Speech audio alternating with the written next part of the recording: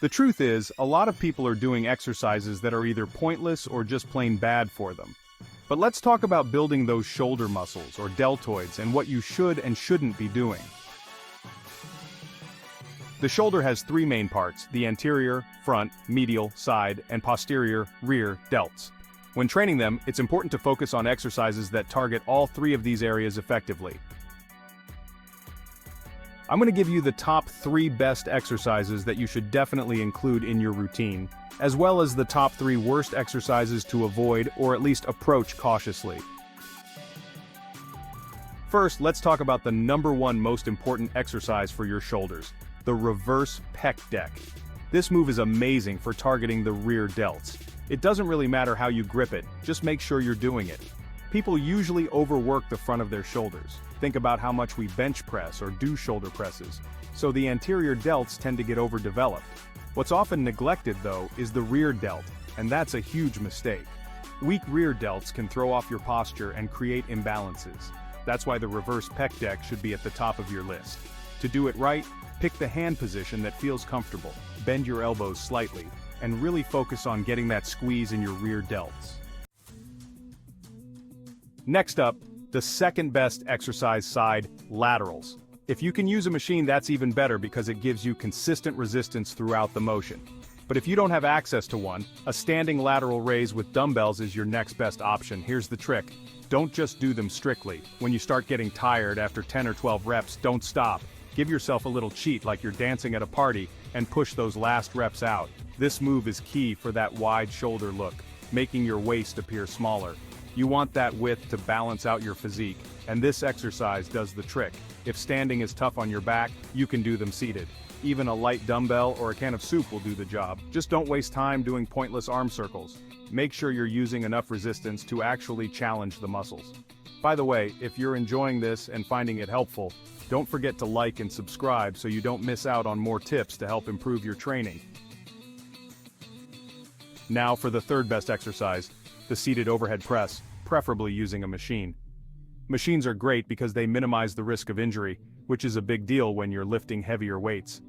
Pressing overhead with dumbbells or barbells is fine, but there's more risk, especially if you're lifting heavy. Machines keep things safer and let you focus on your form. The key here is control: slow on the way down, eccentric, and faster on the way up, concentric. Think about time under tension. Aim for around 40 seconds per set for maximum gains. Avoid behind-the-neck presses, which were popular years ago but are really tough on the shoulders. If you do decide to use dumbbells or barbells for overhead presses, just be aware that standing presses can be riskier for your back, so consider using a belt or sitting down to reduce that risk.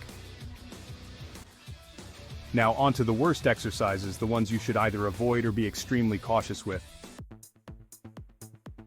The third worst exercise is the upright row. It's notorious for causing shoulder impingement, especially if you're doing it with a close grip and bringing the bar too high. If you really want to do upright rows, use a wider grip and don't lift the bar higher than your shoulders. Lean forward slightly and you can make it a safer move. But honestly, it's not one of the best exercises out there for shoulder development. You're better off doing something else. The second worst exercise is face pulls. I know a lot of people love this one, but the problem is that most people are doing it wrong. Instead of pulling the rope or bar towards your chest or shoulders, you should be pulling it from above your head and aiming for your face, hence the name face pull. It's more of a rear delt and upper back exercise, and it should be done with lighter weights to really focus on form. It's tough to master, which is why it often gets misused. If you're not doing it right, you're probably not engaging the right muscles, and it ends up being pretty useless. Now for the absolute worst exercise, the front raise. It's a classic ego lift. People love doing it because it makes their shoulders and chest look pumped in the mirror, but it's completely unnecessary. Your anterior delts are already getting more than enough work from all the pushing exercises you do. Think bench presses, push-ups, shoulder presses. Overworking them can lead to imbalances and bad posture. Instead of doing front raises, spend more time focusing on your rear delts to create a balanced, well-rounded physique. So there you have it, the best and worst shoulder exercises to help you get the most out of your training. Don't waste time with exercises that don't serve you. Focus on what works, avoid unnecessary risks, and remember to always listen to your body. And before you go, be sure to click on the videos to the left and right to learn even more tips and tricks to optimize your workouts.